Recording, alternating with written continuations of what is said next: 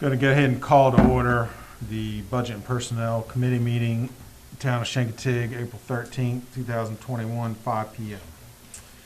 This time, I don't believe we have any public comment. No public comment, Mr. Chairman. So at this time, I'll entertain a motion to adopt the agenda for this evening. So moved. Second. All in favor? Aye. Passes. Moving on, number 4, consider chamber budget request. I think that Mike has included a statement in our packet on this. The only thing I'd like to possibly see discussed is maybe moving it away from, diverting the funds away from the center at this time. If you all will be open to that discussion. I got a question.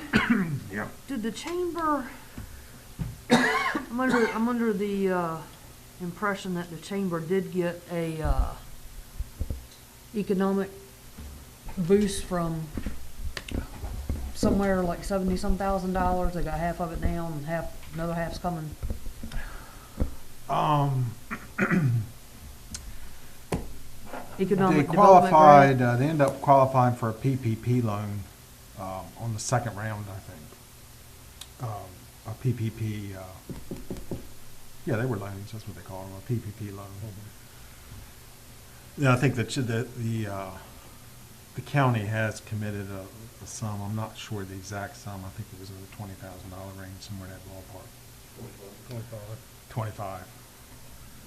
$25,000 range in that ballpark. So, I don't know how quick we can look into it, Mike, but apparently from the Accomack North End Planning District Commission, came from, I don't know if it exactly came from them. Ellen, you're on that board, aren't you? And I'm on the Eastern Shore Housing Line. I'm on Okay. PDC. They did receive, Yeah. excuse me, they did receive a $75,000 economic grant. And they have already received a check for $37,500. And then in this next coming year, they will get the rest of it. And you call the AMPDC, talk to Elaine or talk to any of them down there. They will verify that. oh, the AMPDC, the grant, the promotion grant. It was the economics. Yeah, the economic promotion grant. Yeah. Yeah, that's Okay. that's one of those, what do you call it, tied to certain things you have to do. You have to Right. put on so Okay. many events, and Gotcha. you have to use some of it for website advertising, and it's earmarked. Earmark's the word I'm looking for. Most of that money's earmarked. I think you can use some of that money can go towards the labor towards providing those events.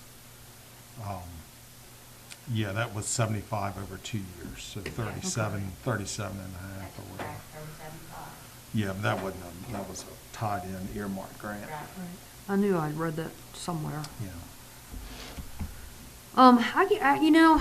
I have to go back and I still feel very strongly the way I did last meeting that I just feel like that the money that's here across the street that's not being used would be better suited for the chamber.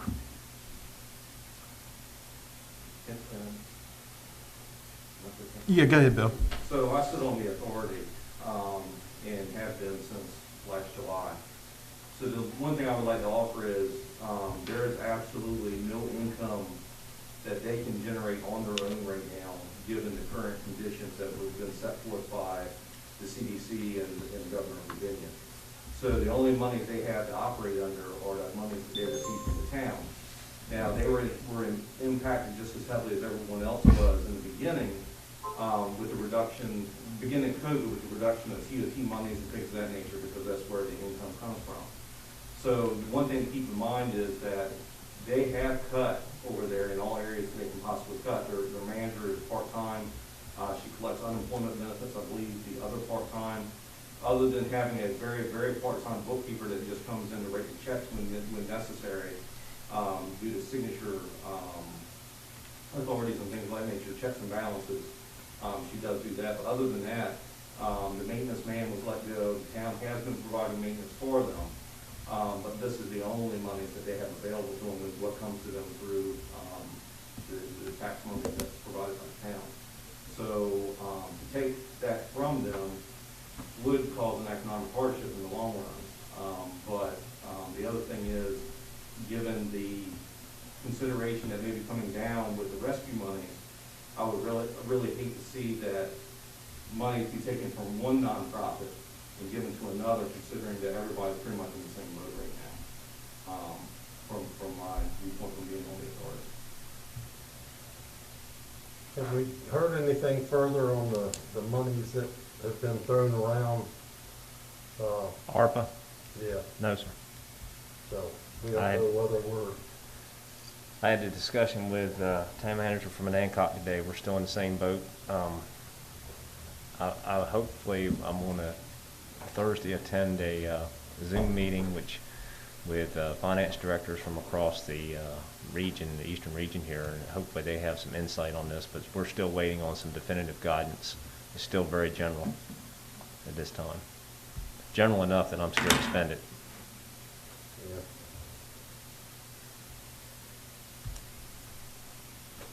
But one of the, of course, as was said in the council meeting the other night, one of the supposed uses of this money is to go to nonprofits,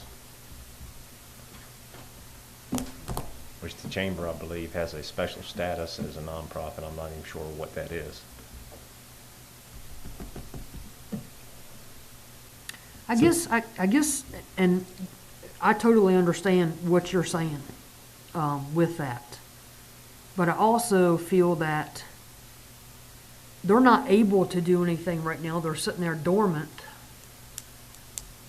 Well, they're still advertising and pursuing bookings and things of that nature. That process is still going on, though it's at a lower pace right now.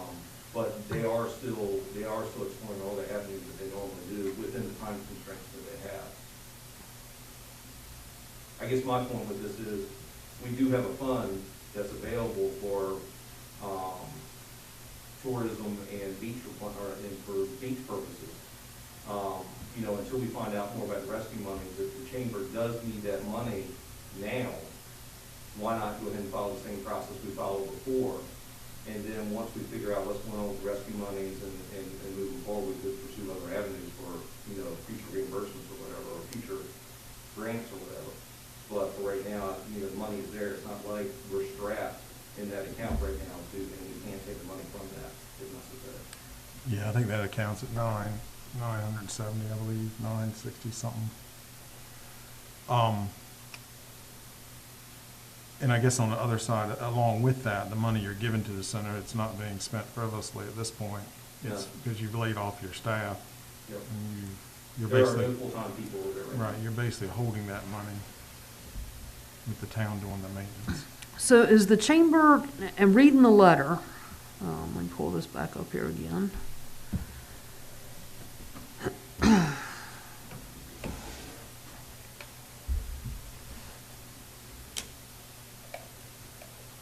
So they're not just looking for a one-time donation.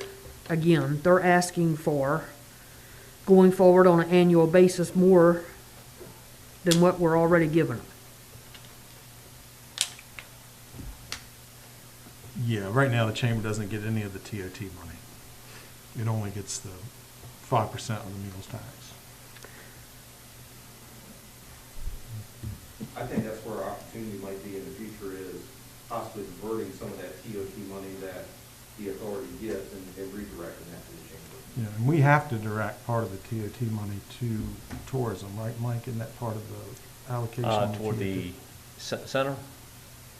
I think it's even broader than that, isn't that what they're using it for now? The TOT tax, from reading the code, has to be moved towards tourism. In fact, it specifically mentions the center in the ordinance. That's right, that mentions the center, but then the meals tax has to go. Meals towards tax has to go convention. towards tourism, and Right. it's traditionally been split 5%. In fact, I think I just read the minutes of the meeting where they did it. 5% of it, or half of the 10%. 10% is dedicated to tourism at the insistence of, I think it was the committee that was originally formed. Of that 10%, 5% goes to the chamber, 5% goes to the center. So kind of maybe where our opportunity is to possibly in the future look at redirecting part of that the authority gets right now. Once they're able to book their own events and all that type of thing, you know. So I need the pleasure of the committee here, moving forward, what direction to go.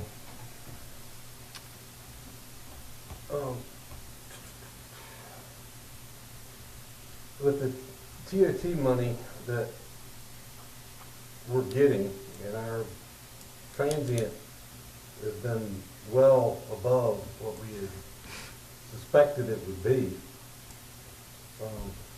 You know, I think we could probably pull from that,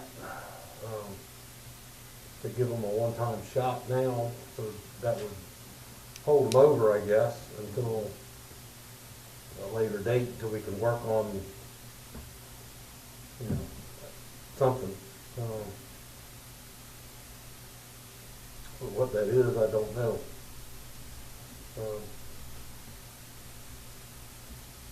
I mean, because they don't put a request in, they just want 1%.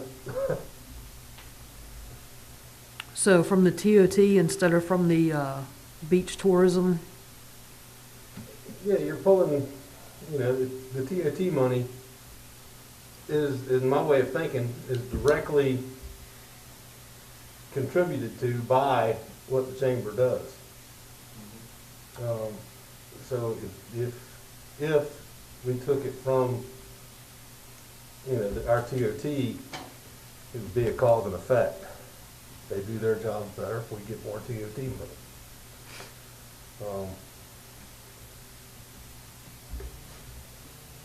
I just don't know what the increase could be. Mike, if I can ask what is 1% of TOT money worth right now? Woo-hoo. Of which month? I mean, Well, I mean, overall for the year. What, overall for the year? So far. Give me just a second. TOT's 1.4 a year. It's estimated at, for this year, at, I believe we estimated it at 1.45 for this year. so every 1% is worth about somewhere between $12,000 and $14,000. Yes. I just want to reiterate again, though, that the extra 1% we put on starting 2021 was to go to these two gentlemen's departments right here.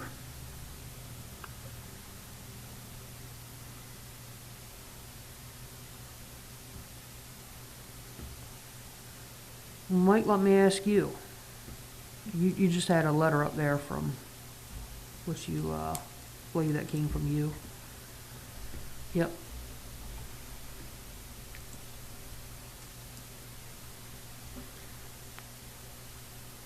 That last paragraph, you're recommending, is this from you? Yes. A this is one-time what- donation to the chamber not to exceed 25? That's correct. And how I arrived at that, I had the center director and I talked. She presented me with a profit and loss statement, which she estimated to be for the last 3 months of the fiscal year. So that would be April, May, and June. Took a look at what we should be paying them through the rest of this year. Basically, transient occupancy tax, the donation is capped at 110, or let me say this, let me rephrase. The donation is budgeted at $110,000 every fiscal year. $110,000 for meals and another $110,000 for transient occupancy. The center is the only one to receive any transient occupancy tax. So what we do is take that $110,000 and divide it by 12 months. You come up with $9,167 per month. So we make a $9,167 payment to the center every month. Right now, after the Budget and Personnel Committee last month and discussion of this very topic, I held March's payment to the center. So we have not made March's payment yet. So right now we're sitting on 4 payments between now and the end of June of $9,167. And that and bumping up the, you see the $48,000 figure there is what I estimate we would pay the center by the end of this fiscal year. This includes that $3,600 and some dollars from the transient occupancy tax that we'll owe for March, April, May, and June, as well as the estimated meals taxes for those, their 5% meals tax for those 4 months as well, is where I came up with the $48,000 that we should be paying them between now and the end of June. Of that, I backed off somewhat because as we continue to open up and hopefully can open up sooner rather than later, the the center could be booking events possibly in these last 3 months, and knowing that they are going to need some funding, I did not want to recommend taking all the funding that we would be giving them between now and then. Of course, they need some money to operate the building, even if it's just sitting there. So I backed off to about $25,000, which of course leaves them the other $23,000 that we would still send in their direction. My plan was, if it was approved, or whatever amount you approved, to let the meals tax go through to the uninterrupted to the center, and just withdraw the whatever, the 3 installments or 4 installments, I guess now, of whatever was approved tonight from the transient occupancy taxes that we would do to pay them on a monthly basis for March, April, May, and June.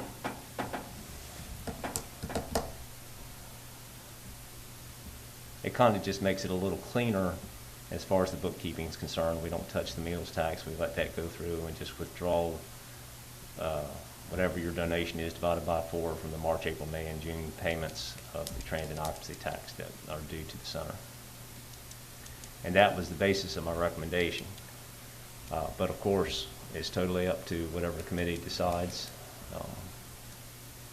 whatever you direct me to do. My direction at the end of March's meeting was we discussed, and the suggestion was made, we discussed a one-time donation, or you discussed a one-time donation, and the direction to me was to make a staff recommendation based on a one-time donation with a budget neutral recommendation. And budget neutral, I think, as we discussed again in March, was coming from the center's share of either transient occupancy or meals.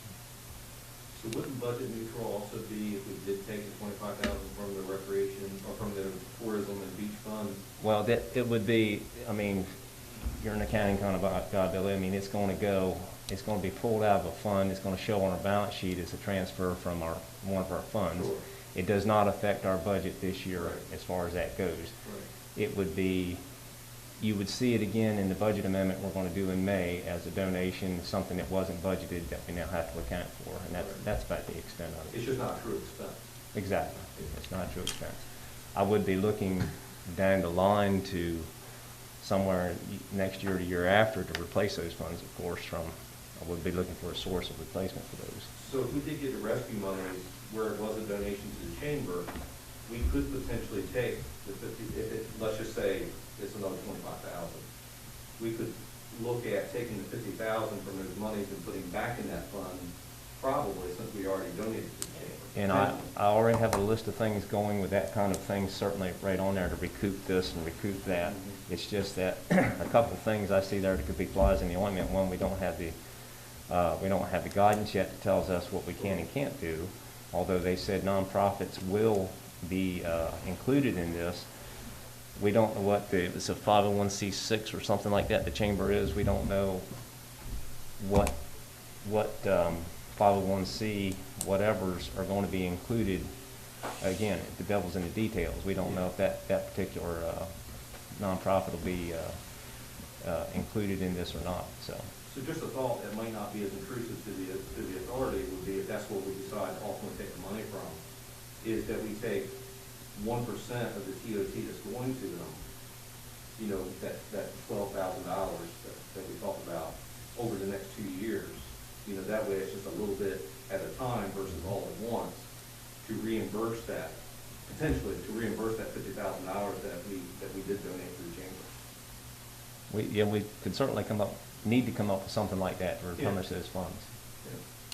That'd be a lot easier to do. Where it comes from, Yeah. you know, I mean, but Yeah. I will certainly be looking for something to justify replenishing those funds.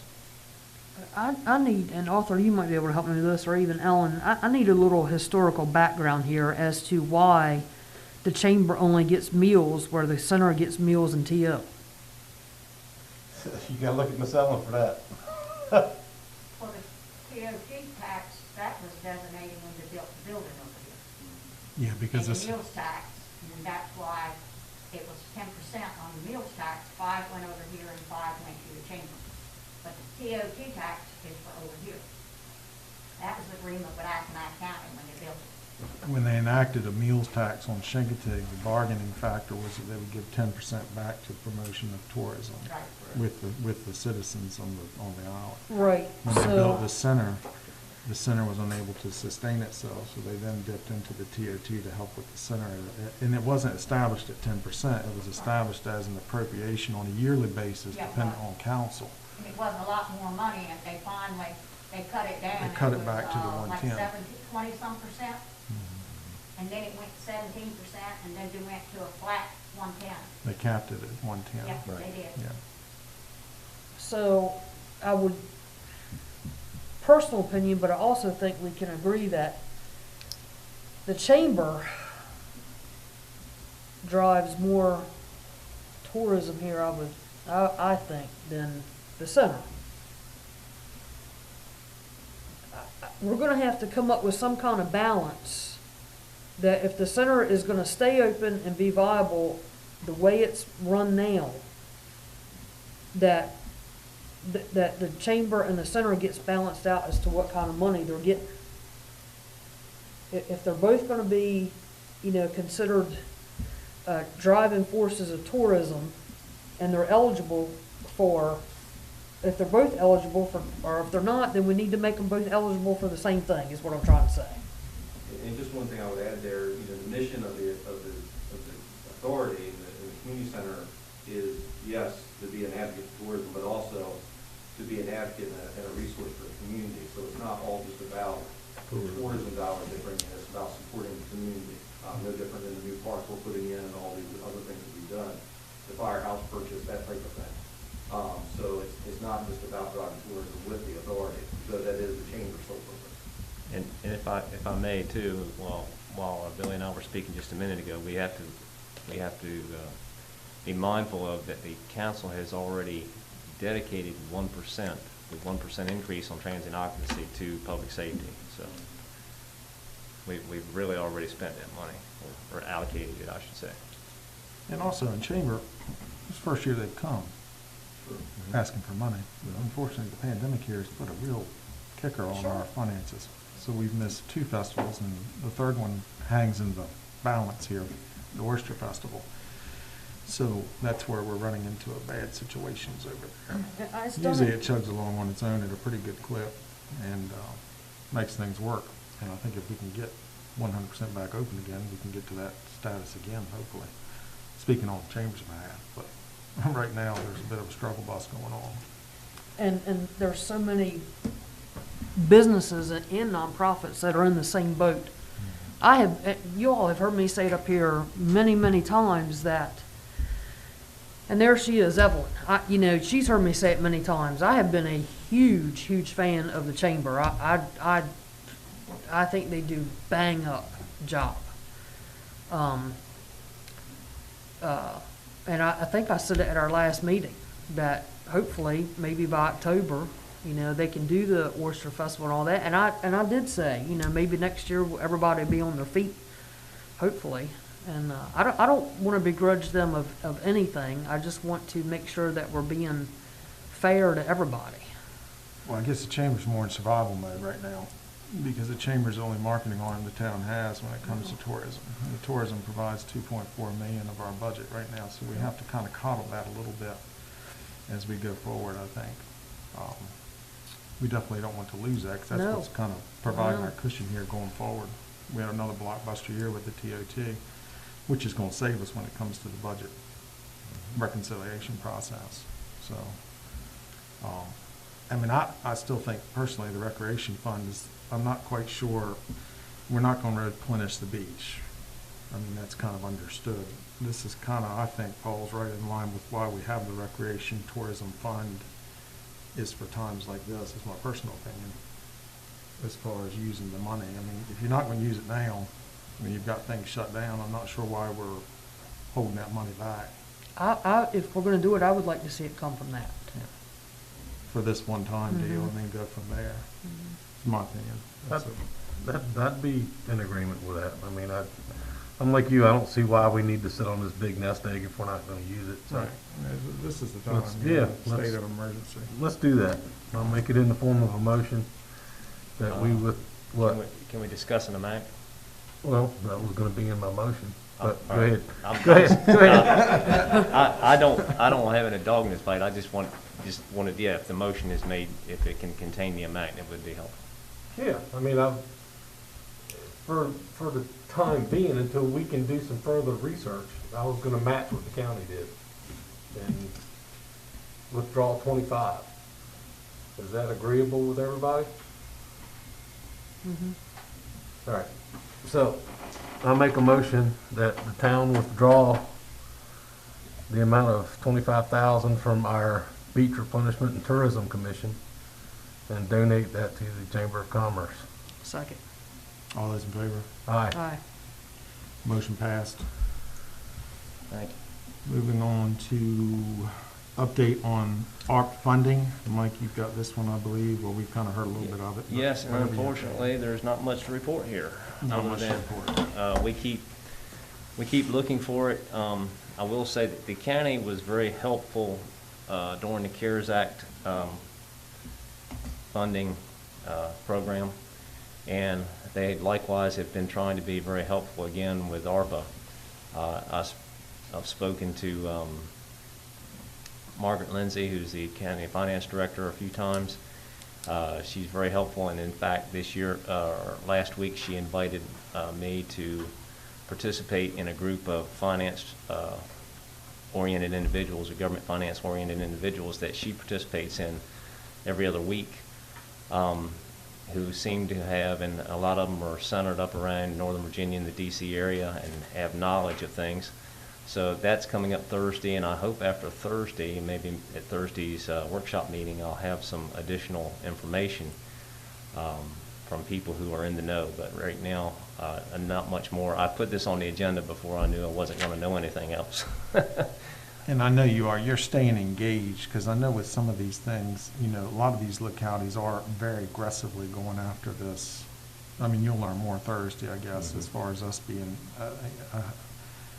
I foresee that a lot of these localities are so aggressively going for this while they're formulating the amounts. I'm worried that's going to sway some of these more aggressive localities. Well, that was of great concern during CARES Act. Fortunately for CARES Act, we had an abundance of guidance on that, what you could and couldn't do, and it pretty much all agreed. So I felt very confident in going out and spending that money and saying what we were going to spend it with. Right now, I've got a good list of things we'd like to spend money on, we need to spend money on that would possibly qualify, but again, we don't know for sure and won't know for sure for a little while. So hopefully at the workshop meeting I'll have some additional information, but right now we're just pretty much status quo. Status quo.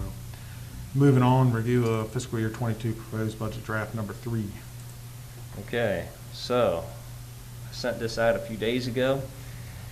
I'll hit the highlights on the changes. Of course, at the last Budget and Personnel Committee, we revised revenues for meals tax up from the 900,000 that we had in there up to even 1 million. We revised transient occupancy taxes up from the 1.29 to 1.4. And we should hit both of those numbers for FY21. And I'll blow this up a little bit so you can see it on the screen. We should hit both of those numbers for FY21. You can see the actual, as of April 8th in the blue here is the actual numbers. And we're getting there. Not quite there, but we are getting there, and my projection is we will hit them. Solid waste collection fee, that new number reflects the 10% per week, or I'm sorry, 10 cents per week that was approved before.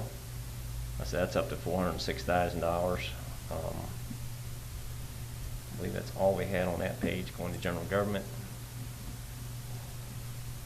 The town office staff numbers, we did get a final price on our increase for health insurance this year, and we had been told it should go up 5%, is when we spoke to Eddie Holcomb back in January. So we had a 5% increase in the first two drafts.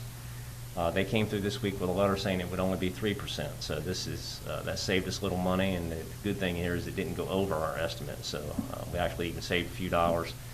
And the highlighted yellow items here reflect the fact that it's a 3% increase instead of 5%. The general government is much lower than this due to the eliminated position that we did last year.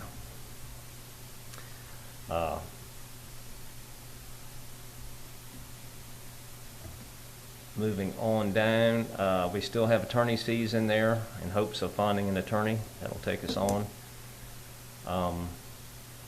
That item for insured retired spouses and others should be, not highlighted. We rectified that problem. Going down to property acquisition reserve, that was formerly $26,000 in budget draft 2. I basically needed a few bucks to balance the budget and did it here. So that's why you see an odd amount there, $9,345. That basically is what we use to balance the general fund to 0. EMS, again, hospitalization is the highlights here are the difference between draft 2 and draft 3. EMS, you'll see that again we reduced hospitalization from 5% to 3%, so we saved a few dollars. That was done across everybody that's got health insurance. That was done in every department. Hospitalization again in public works.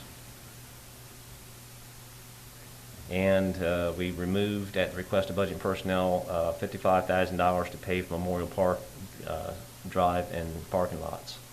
That was removed as well. No changes in mosquito control. Roads, again, hospitalization was moved slightly. Police, the difference between budget draft 2 and 3, again, hospitalization went down from 5% to 3%. We do have a pending resignation, so we will be hiring a new officer. We're not sure if that new officer will already be trained, of course, or if we have to train somebody.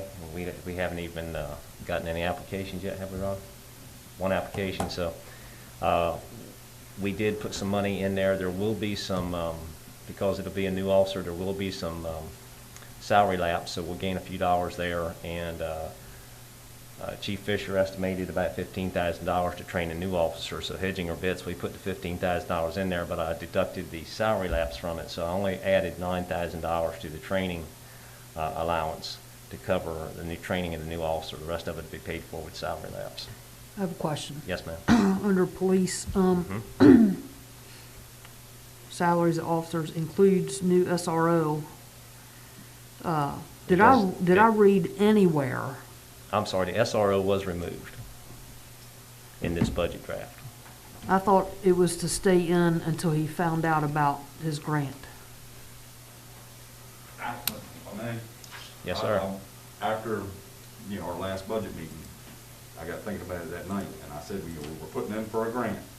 So I come the next morning to Mike and I said, how would you feel if we took it out of this year's proposed budget to try to make up this, I forget now how much it was, 125,000, I believe, or something. I said, where we had put in for the grant. But I made it clear to him that, if we didn't get the grant, then I still wanted to pursue some way of getting the money back in. To have it, I'm not ready to give up this SRO, position. This is, it's to protect our kids. Yeah, I know. I'm not looking to give it up. That's why I'm asking, because I thought I read somewhere Yes. in all this stuff. And I apologize, I should have highlighted that as a change from draft 2 to draft 3, and I've just taken care of that. Yeah, so I just want to make it clear that I'm not trying to give up the SRO position. We're really hoping that this grant's going to come through. However, if it doesn't, then I do want to come back and look for you know, the funding for that somehow to be placed back in. Okay. Robbie, one question, and maybe I missed it when I was out for surgery, but why doesn't the county provide that position? Why they do all the rest of the school? They don't, never have. Well, when they first got an SRO, they had one here. And I can't tell you for sure why he was taken from here.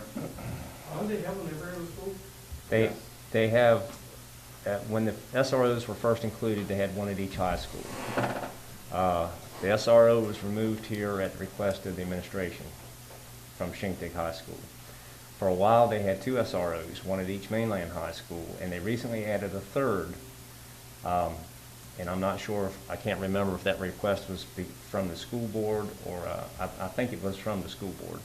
In any event, the county partially paid for that third SRO. And even if the grant is available, if an SRO is in the cards for us, I will be writing letters and talking to school personnel to ask them for our share of the fourth SRO. Absolutely. Yeah, we will absolutely make that request.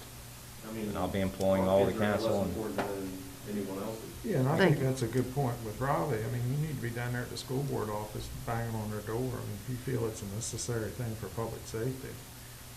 You know, I still have major qualms with us paying for that or us being involved in it. But if it's needed, then you need to hit the school And I'm board sure with the office. support of Shindig Shakespeare School, you'll have a mass of people down there with you. I'm sure there will be no shortage, we can fill the room, it's a small room, but, yeah, I absolutely will be writing some letters and enlisting your help in lobbying the school board to pay for part of our SRO as they did the third SRO for the county. As I remember, I can't remember exactly what it was, but I'm pretty sure I heard them, they bought part of the car, or all the car, and part of the equipment that for the officer and everything, so. All right, I'm sorry, I appreciate the clarification, I think I missed that one. Moving on down hospitalization again. I'm sorry, go ahead, Ralph. One more thing, just about, you had the question at the last one about liability. Yes. I checked with our public safety representative through VRS, or Versa, and he said there is no liability. There's plenty other police departments in the state of Virginia that operate on the same thing. They provide SROs for county-funded schools, and it's no problem there. And Mr. Tolbert even asked me to see if our premiums will go up. He said no premium increase. So, I mean, that's good to know. I still have a big problem with the money Yeah. we send to the county and then us providing the, right. I mean, we pay a lot of taxes down there. He said it's All of our happened. personal property, all of our real estate that we pay personally goes to the county for the most part, the majority of it, what, Right. 96% of it goes to the county, and only 4% of it stays here. It's still, I mean, that's on the financial side thing, but no, I appreciate you finding that out. It's good to Sure, know. no problem. So again, I should go back up to salaries under police. It decreased from $627,000 in draft 2 to $580 now and change. Hospitalization, of course, went down a couple percent, and we spoke about, already told you about the training for a new officer, potential new officer. Dispatch, again, the only thing that was affected was the hospitalization, which decreased slightly. Water,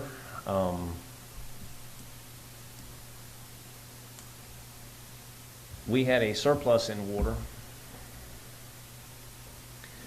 of, I think, $134,000 in draft 2. So we have, I spoke with Harvey, and for now, we took the biggest part of that surplus and added it to our transfer to water reserves. Now, there was some other suggestions, and we're still working on them. I had Kelly working on it today. There was another suggestion to pay the bond off early, the one remaining water bond, and we took a look at that. Kelly found the original bond agreement, and there is no penalty for paying those off early. In fact, I'm still looking into it, but in fact, the interest is paid on the remaining balance. So every time you make a payment, you subtract the principal from the balance, your interest goes down. So if we make additional principal payments, then our interest should be reduced in the overall loan, is what I'm getting at. So we'll give that a little bit more, study and then make a recommendation on that. But that's certainly something that is viable and advantageous for us. Last year, there was a $45,000 item for water line replacement. We left that in there because we'd like to do that again. The more of this old pipe we can get out of the ground, the better we'll be. Health-wise, the better we'll be maintenance-wise. So we left a similar amount in there. We distributed a little bit of the surplus to that item as well. We now have $49,386 in there for that. After the Public Works Committee meeting the other night, the Public Works committee has recommended we go ahead and use money from this year to paint the groundwater storage tank, which we think we'll have. That's another thing, though, that we will recoup from the ARPA money if it's available. So I zeroed that item out. As I think we told you last time, there was an $80,000 item in this year's budget, the FY21 budget, to paint the groundwater storage tank. Harvey has obtained a price from the same contractor for $39,000, which is, I think, the primary reason, correct me if I'm wrong, Ms. Ellen, that the Public Works Committee wants to go ahead and get it done. The caveat to that is we do have to do that job. We do have to take the tank out of service to do that job because the condensation on the tank will ruin the paint. So we want to get it done and back in service before we get busy this summer. Otherwise, we're going to have to wait till the fall, and of course, the price is going to go up. So that item has been removed, which added to the surplus that we had. And we put in a new pickup truck for the supervisor at the water department. His truck will be transferred directly to Public Works, which is newer than some of the ones we had in Public Works, so we'll be transferring his existing truck over to Public Works.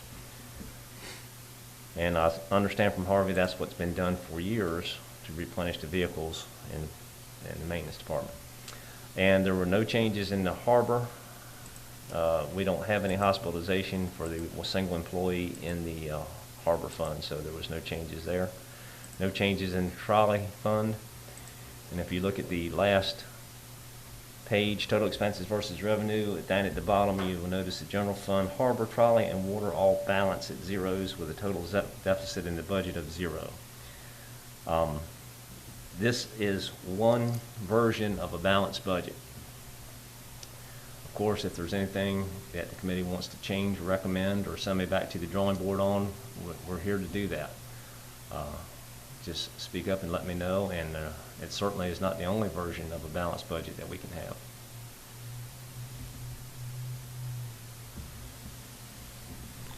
All right, it's a pleasure of the committee.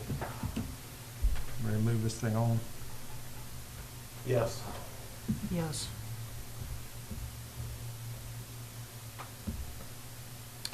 So I think you got your answer. All right, then we will, this is on the agenda for the workshop meeting on Thursday, when I will ask the council to give me a vote to go ahead and advertise this, and if we do advertise it, it'll be in the Friday the 23rd's newspaper. The whole budget will be advertised for a public hearing in the first meeting in May. If we stay on that schedule, the final approval for this budget will be at the workshop meeting in May. With public comment the first weekend. The public hearing will be at the regular meeting in May, and then the budget has to sit for 7 days before you can act on it, so we would act on it at the second meeting in May. And I sent that calendar out. If you all want it, I'll send it again. No, I remember seeing that. All right. Committee member comments. Denise, other discussion? No, sir, I'm good. Arthur? None from me at this time, thank you. Nothing from me as well, except for a good job you guys on the staff for the budget. I know there's a lot of work goes into that, and you all put a lot of time into it and working the numbers, and looks good. Thank you, sir. Meeting adjourned. Missed you. I'm gonna make that motion, but Oh, yeah, I you did. beat me to it.